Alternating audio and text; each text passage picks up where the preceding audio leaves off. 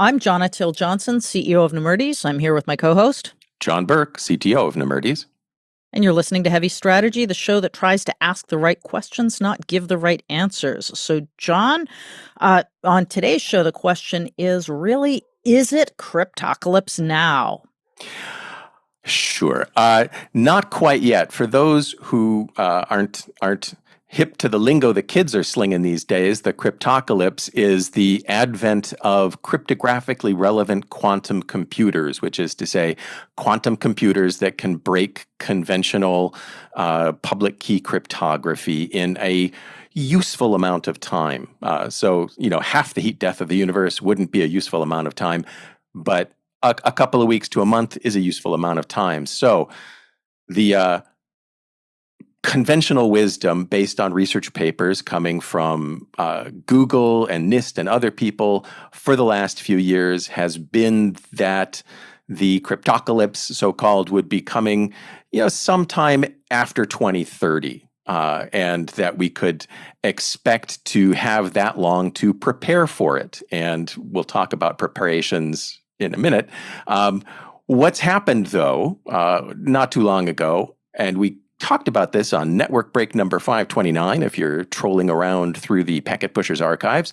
On May 23rd, in a security blog, Google revised its estimate of the size and performance needed for a cryptographically relevant quantum computer, or CRQC, and they revised it sharply downward, with the benchmark problem being cracking a 2048-bit RSA key in a reasonable amount of time. And again, that's a useful thing to keep in mind. Google's new research paper revised their previous estimate from 2019 downwards by like a factor of 20. They had previously said that it would require 20 million physical qubits to do this, to crack a key in that amount of time. The new paper puts the number under 1 million, and they attribute the change to advances both in quantum algorithms and in the quality of qubits, the level of error correction that's now possible as well.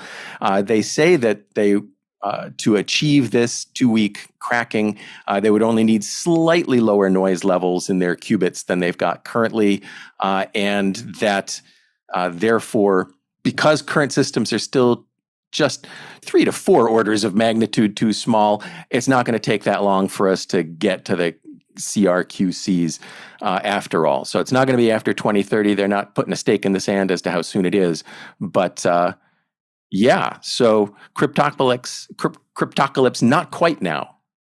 Well, and John, I want to correct something you said earlier, which is, sure, conventional wisdom has been, it's far enough out, don't worry about it. But I would say, don't worry about it yet, but yeah. I'm not sure what conventional wisdom you were listening to, because we've been making the point for a while that 2030 is the midpoint of the time frame that people are expecting it.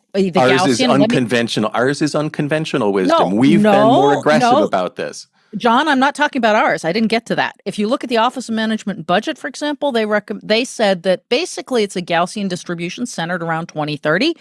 This was a report that was issued just about a year ago by the U.S. government saying, it could be 2026, it could be 2040, but it's kind of centered around 2030. As you said, our recommendations and estimates are it's sooner, and I will lay that out before we get into the what should you do about it. Yes. Because number one, Google's new estimate is basically boils down to 2 things.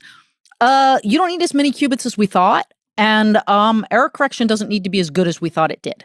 Let me point out that advances in error correction are coming hot and heavy. In 2025 alone, I think we've seen 3 major announcements about improvements in error correction, including Microsoft's Majorama's advancement. Second, it's worth noting that there is not a single type of qubit. So the idea that, we need fewer and fewer qubits, it really depends on the type of qubit you're using. There's 7 known types of qubits, and we're constantly making vast performance increases on all types of qubits. So one of them is statistically likely to hit a breakthrough in the next, few years, which means, even if you're just looking at one particular type of qubit and saying we don't really need as much error correction as we thought we did, we're now talking about the fact that there are lots of other types of qubits that may require even less error correction and are getting better and better. So, as we've been saying all along, given the amount of advancement in all different types of qubits, in all different types of error correction, in all different types of algorithms, the likelihood that this thing is going to be on the far side of 2030 is vanishingly small. So, our view is 2030 is kind of more like a ceiling than the midpoint. That said, that's just us. The OMB says it's about 2030, but taking it all together, what we're actually saying is Cryptocalypse sooner than you think. And it's important to note that planning for the Cryptocalypse isn't just about what happens after the CRQCs become a reality, assuming they're not already in some deep, dark basement in the NSA. It's about the fact that it's already the strategy of some organizations and national entities to harvest data that they want to decrypt later once they've got the means of doing so. So if you're in the business of manipulating information that you don't want the government to see, even then, financial transactions, health records, whatever it is, if it's not something you want national governments globally to be able to crack into, you already need to be preparing for this, and frankly should have been preparing for it a couple of years ago by shifting to post-quantum encryption technologies, or by getting out of the public key encryption space for all of the data that needs to be protected at this level. Going to symmetric as opposed to asymmetric encryption gives you an option that will still be resistant to quantum cryptographic cracking in the future.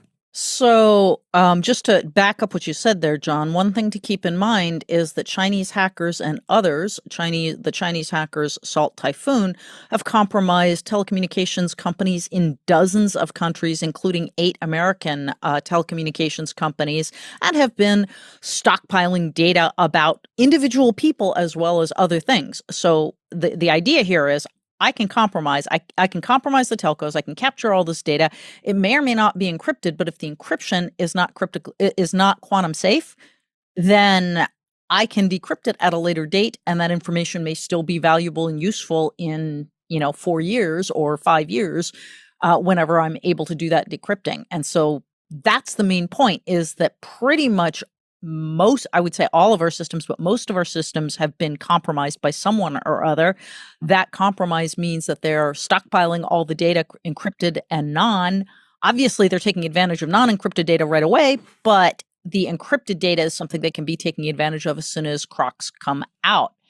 And that another point to notice is, John, you and I have been on Network Break along with Drew talking about how this vendor and that vendor and the other vendor is implementing cryptographically or rather resistant technologies. Quantum resistant cryptographic technologies. There, I can say it. Quantum resistant cryptographic technologies in their products. There's a reason for that. Vendors are not normally incredibly stupid about these things. They're not going to waste time and engineering resources on something unless they view it as something people will pay money for either today or in the very near future. And that is, in fact, one of the things to look at.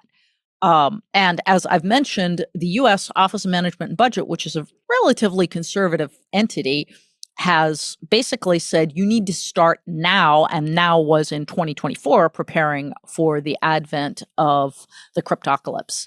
And I keep trying to think of a counterpoint here, like, no, you don't have to pay attention to this yet. You shouldn't be worried about this yet. I keep coming back to, if you care about the encryption of your data in the first place, you need to care about this. And it doesn't matter how short your IT planning horizon is now. If you're a 5-year horizon, you should have been planning for this a year ago, 2 years ago. If you're a 3-year planning horizon, you should have been planning for this last year. You definitely should be planning for it starting this year. And if you're on an 18-month planning horizon, A, my sympathies, and B, it's not too soon even for you to be making your plans and beginning to implement a shift to post-quantum cryptographic technologies, one or the other kind.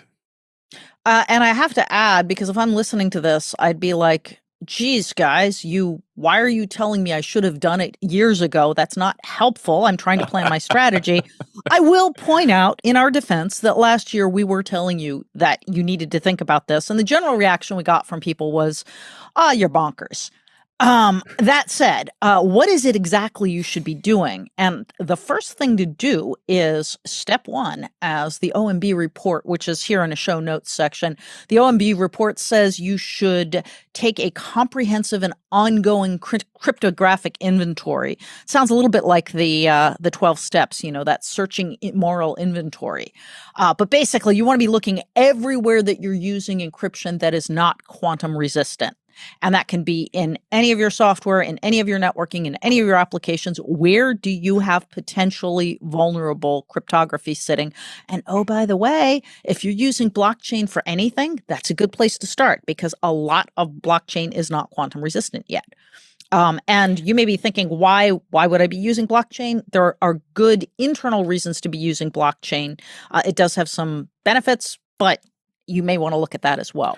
Well, and if you're an investment fund or other kind of financial services institution that has actual cryptocurrency assets, you might be pushing a question to your crypto management team about what they're doing about post-quantum cryptocurrency, because they're not going to want their assets to be stealable, essentially, as soon as somebody has access to a cryptographically capable system. And we know there's whole industries, especially in North Korea, dedicated to stealing cryptocurrency by whatever means possible.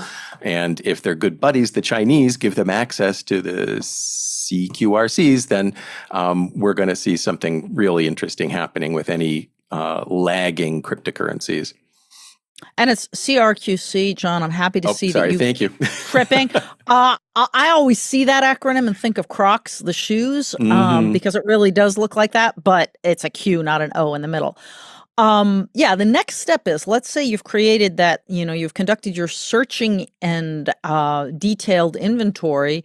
You now need to look at what data you have that has been encrypted and has been encrypted in a way that is not quantum resistant.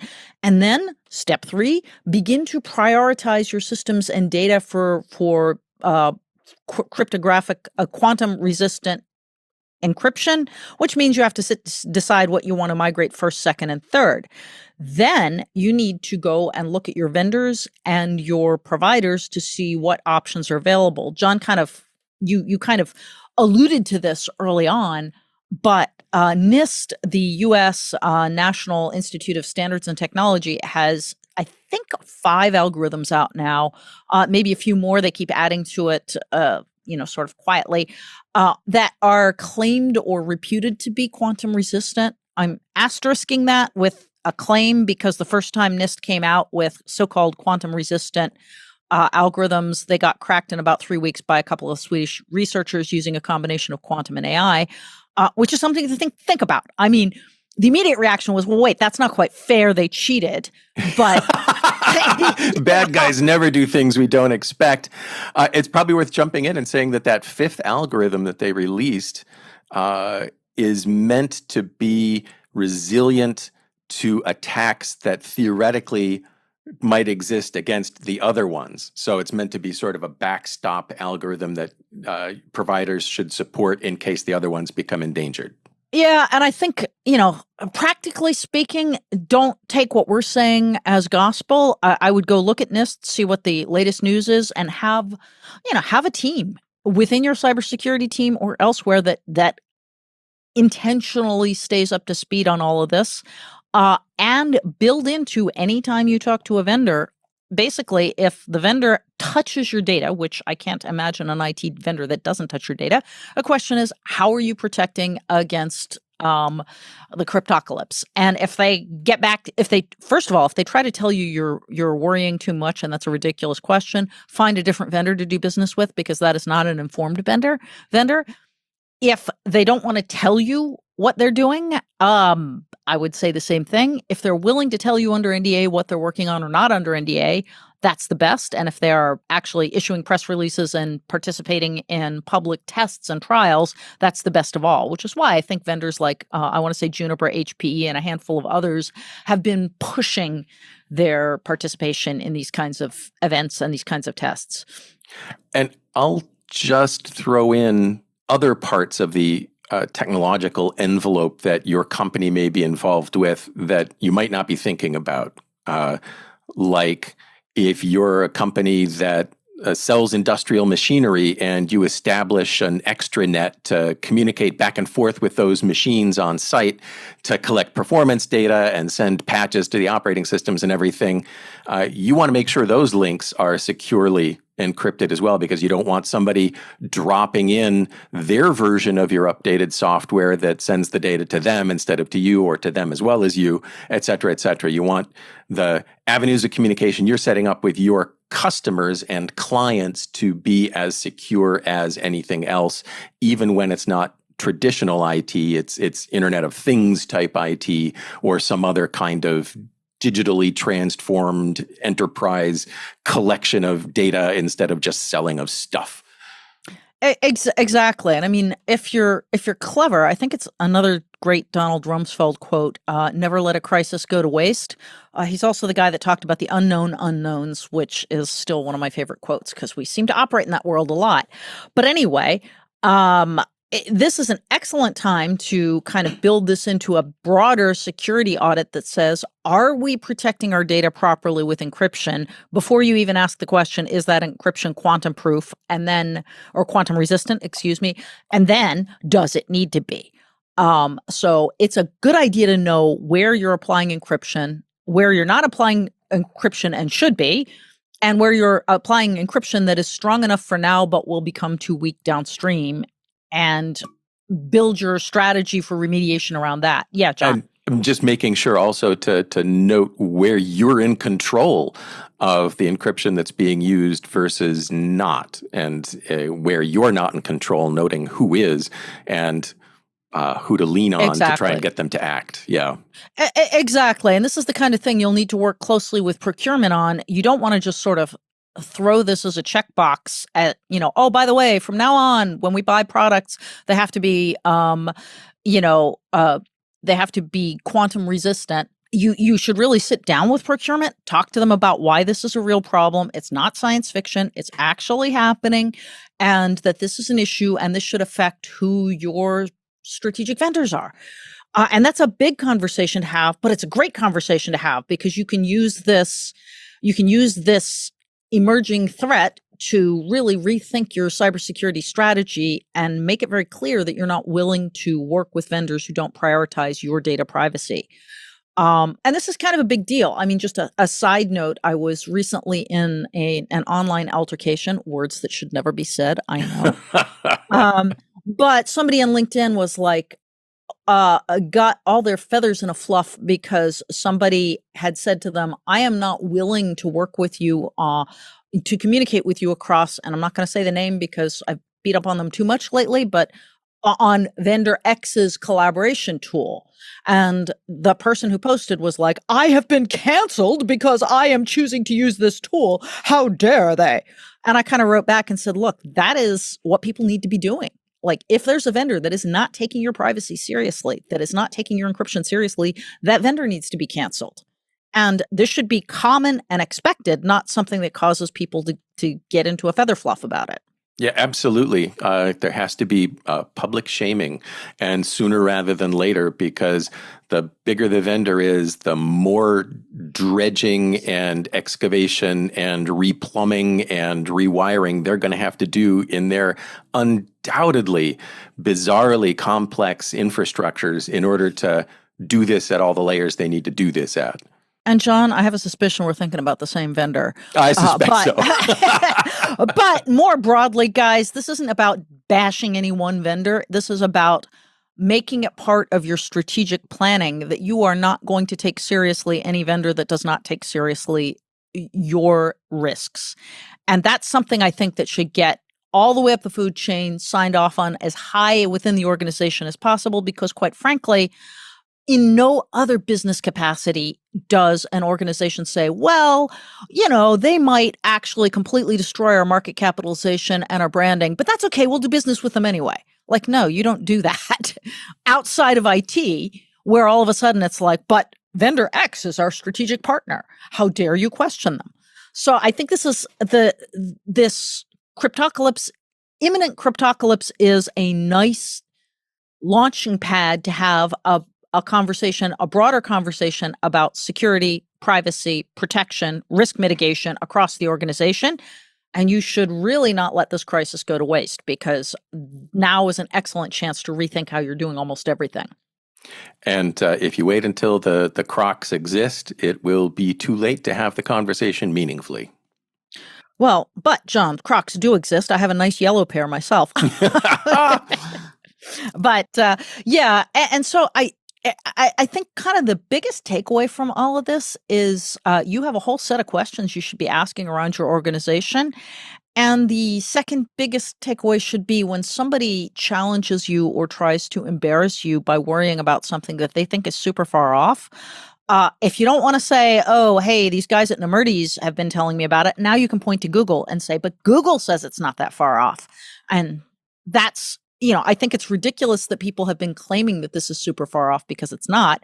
But now you have some credibility, a credible source that most people take seriously, particularly since Google is doing a ton of research in the space itself. Absolutely. And all of the variables that they say moved the goalposts much closer are still at work. There's still improvements happening on all the same axes. So it's only going to get closer. So there you go. The Cryptocalypse. Not here yet, coming soon. Be afraid, be very afraid. And thank you for joining us today. Don't be afraid. Act. Well, yeah, let fear drive your actions. But before we sign off, we also want to issue a special invitation to Heavy Strategy listeners. John and I will be doing a Heavy Strategy live recording during our Nemertes Next conference, which is the week of October 6th, 2025 in the New York City metro area. If you live in the New York City area or wish to go there, we would love the opportunity to meet you in person. We think you'd like the recording and the rest of the conference as much as we do. If you're interested in participating in the recording and or the conference, please check out our show notes for this episode, along with the OMB report and recommendations for the Cryptocalypse. We'll be telling you times and dates and some of the highlights of the conference, plus that all important how to register link. And moving on, if you've got feedback or a follow-up, you know what to do. Send us a message at packetpushers.net/FU. We'd love to hear from you about your own experiences and opinions. And at packetpushers.net, generally, you'll find the Network Break podcast, which helps you stay current on the latest tech news and what it means, and lots of other fun things. If you want to talk to me or to John, you can reach us at nemertes.com. That's N like Nancy, EM like Mary, ERTES.com. Or, as John likes to put it, November Echo Mike Echo Romeo Tango Echo Sierra.com. We look forward to hearing from you.